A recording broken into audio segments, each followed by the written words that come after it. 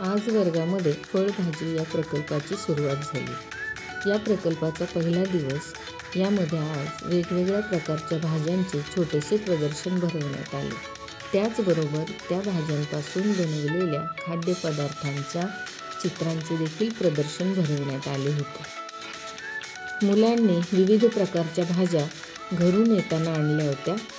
त्या भाज्या व्यवस्थित क्रमाने लावून मुलांना पालेभाज्या, कंदभाज्या, तसेच भाज्यांचे रंगानुसार वर्गीकरण, शेंगभाजी या सर्व भाज्यांची माहिती मुलांना देण्यात आली. तसेच भाज्या खाण्याचे शरीराला होणारे फायदे याविषयी देखील मुलांना माहिती सांगितली. मुलांना ही माहिती खूप आवडली. नवीन उपक्रम असा दृश्य पद्धतीने ज्यावेळेस वर्गात सादर केला जातो त्यावेळेस मुलांना मोठी गंमत वाटते आणि गमतीतूनच पूर्व प्राथमिक शिक्षण मुलांना देणं हा खऱ्या अर्थाने त्यांचा बौद्धिक विकासाचा पाया ठरतो.